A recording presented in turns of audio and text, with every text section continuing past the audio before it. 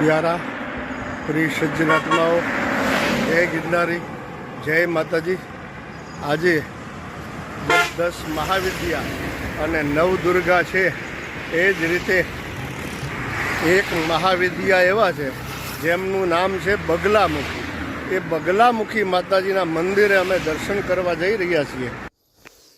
દર્શન કરવા જઈએ એનું કારણ એવું છે કે અત્યારે ગુપ્ત નવરાત્રિ, અષાઢ મહિનાની નવરાત્રિ ચાલુ છે અને જે 10 મહાવિદ્યા છે એમના પ્રાગટ્ય સ્થાનની આપણે ખબર નથી। જેમ કે કાલી, એને મહાકાલી પણ કહેવાય, પછી તારા એટલે મહાતારા, છિન્નમસ્તા, પછી એક દેવીના 3-4 નામ છે, ષોડશી, ત્રિપુર સુંદરી, બાલા, લલિતા, એ બધું છે ત્રિપુર સુંદરીનું નામ। ત્યારબાદ ભુવનેશ્વરી, ધૂમાવતી, ભૈરવી એટલે ત્રિપુર ભૈરવી, પછી માતંગી, એનું નામ હકીકતમાં માતગીત છે, માતા ગીત, પછી કમલા, કમલાત્મિકા અને બગલામુખી। એવું બગલામુખીનું સ્થાન છે ને એ સૌરાષ્ટ્રમાં છે, બક સરોવરની પાસે છે। સરોવર આખું હરિદ્રા સરોવર છે એટલે હળદરવાળું છે। આવી બધી વાતો સાંભળેલી કે એ સરોવરની અંદર નકરી હળદર જ છે, એટલે ટૂંકમાં પીળી માટી, આ રીતનું સરોવર છે, પણ ખ્યાલ નહોતો। હમણાં એક મારા મિત્રએ મને જણાવ્યું અને મને ખ્યાલ આવ્યો એટલે મેં કીધું ચાલો આપણે બગલામુખી માતાજીના દર્શન કરીએ અને થોડા વિડીયો પણ લઈએ થોડો, તો બધાને એ દર્શનનો લાભ મળે। હવે આપણે પહોંચી ગયા છીએ બગલામુખી માતાજીએ। આ મંદિરના પૂજારીજી છે, બરાબર। પછી આ માતાજીનો ઝૂલો છે। આ ભટ્ટવાવડી છે ને વિસાવદરની બાજુમાં, ત્યાં મંદિર આવેલું છે। વિસાવદરથી તમારે ધારીવાળો રસ્તો લેવાનો અને રસ્તામાં જેતલવડ આવે, જેતલવડથી તમારે વળી જવાનું એટલે સીધા તમે ભટ્ટવાવડી જશો અને પાદરમાં જ સુંદર સરસ મજાનું મા બગલામુખીનું મંદિર છે, બગીચો છે, યજ્ઞશાળા છે, તમને દર્શન કરાવશું।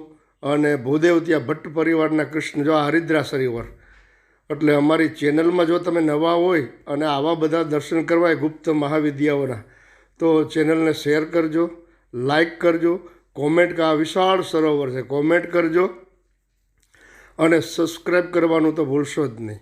હવે આપણે મંદિરમાં જઈએ છીએ।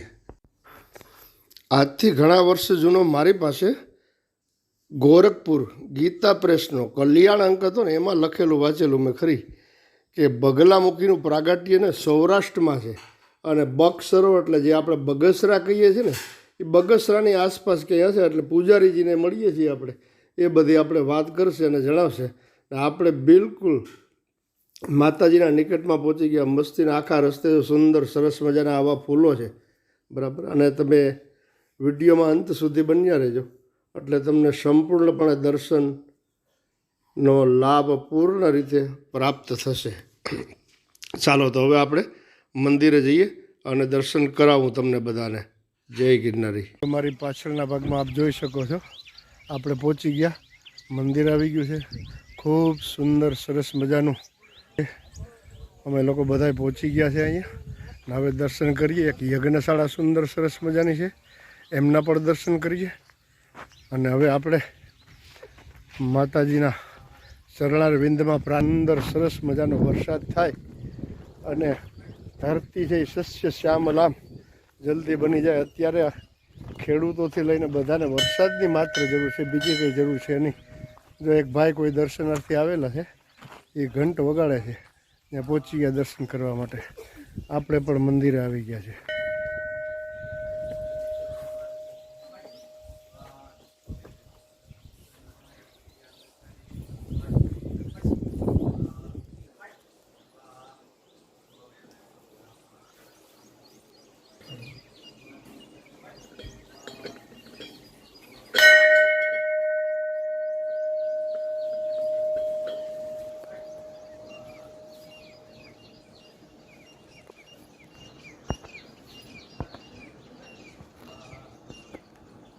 જો તમે માતાજીના દર્શન કરો બધા।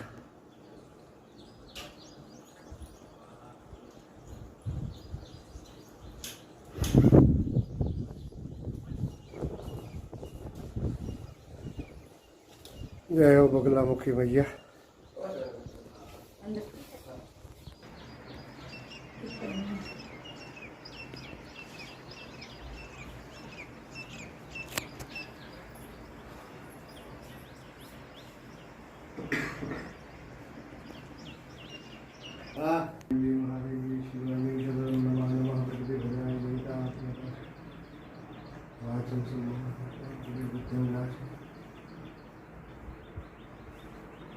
અહીંયા આપણે અહીંના પૂજારીજી છે જે માતાજીના ઉપાસક છે બરાબર, પિતાંબરાના બગલામુખીના, એમને આપણે પૂછીએ મંદિર વિશેનું મહત્ત્વ. જે મેં બતાવ્યું કે 10 મહાવિદ્યા છે એની અંદર છિન્નમસ્તા, તારા, ધુમાવતી, ત્રિપુરા, બાલા, લલિતા, ત્રિપુર સુંદરી, એમાં એક બગલામુખી પણ આવે છે. ને સૌરાષ્ટ્ર દેશોદ્ભવ એવો શાસ્ત્રમાં ઉલ્લેખ છે. ને બક સરોવર એટલે કે એક બગસરા, એ સરોવરની આસપાસ ક્યાંય માતાજીનું પ્રાગટ્ય સ્થાન છે. તો પૂજારી શ્રી કૃષ્ણભાઈ ભટ્ટ છે એમને આપણે મળીએ ને એ નિરંતર અહીંયા એના માતુશ્રી અને ભાઈ પોતે માતાજીની સેવા પૂજા કરે છે. તો ચાલો આપણે મળીએ હવે કૃષ્ણભાઈ ભટ્ટને. જય માતાજી દાદા. જય માતાજી. હવે આ મંદિર વિશેનો તત્વ જે હોય તે બતાવો. આપ બિરાજો આપની ગાદી ઉપર. એનું પ્રાગટ્ય સ્થાન જ અહીંયા છે. અમે ભટ્ટ પરિવાર છે. અમે 400, 450, 500 વર્ષથી માતાજીની બાલ સ્વરૂપની સેવા કરીએ છીએ. સરસ. પણ અહીંયા બગલામુખી વિશે બહુ ઓછા લોકોનો ખ્યાલ છે.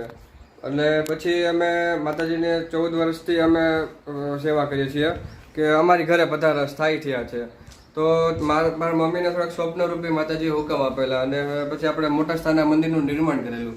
કેમ કે આપણા ગુજરાતમાં ક્યાંય સ્થાન નથી અને મૂળ પ્રાગટ્ય સ્થાન છે, તો ત્યાં એક મોટું મંદિર હોવું જોઈએ. એની માટે આપણે અહીં સ્થાપિત કરેલા માતાજીને. અને આપણે અહીંયા હવન કાર્ય બધું થાય જ છે. કેમ કે કોને બહુ ઓછા લોકોને ખ્યાલ છે કે માતાજીનું પ્રાગટ્ય ગુજરાતમાં છે. અને મંદિરના લીધે ધીમે ધીમે બધા સોશિયલ મીડિયામાં મુકાવાથી હવે લોકોને ખ્યાલ કે આપણે ગુજરાતમાં જ છે અને પ્રાગટ્ય સ્થાન છે અહીંયા. જેમ પૂજારી શ્રી આપણે જણાવ્યું કે માતાજીનું પ્રાગટ્ય સ્થાન જ આ છે. એટલે 10 મહાવિદ્યાની અંદર જે બગલામુખી માતાજી આવે, જેને ઘણા લોકો બલગામુખી પણ કહે છે અને બગલામુખી પણ, બરાબર, એમનું પ્રાગટ્ય સ્થાન અહીંયા છે. અને ગોરખપુરથી એક અંક પ્રસારિત થાય છે જેનું નામ છે કલ્યાણ. એમાં શક્તિ ઉપાસના અંક છે. એમાં સ્થળનું આખું પૂરેપૂરું વિસ્તૃત વિવેચન આખું જણાવવામાં આવેલું છે. ગોરખપુરનો કલ્યાણ અંક જો કે 50 વર્ષ પહેલાંનો છે. મારે ઘરે મારી પાસે પણ એ અંક છે. એમાં કે સૌરાષ્ટ્ર દેશની અંદર માતાજીની ઉત્પત્તિ થઈ છે. બીજી કોઈ જગ્યાએ માતાજીનું ઉત્પત્તિ સ્થાન બતાવવામાં આવેલું નથી.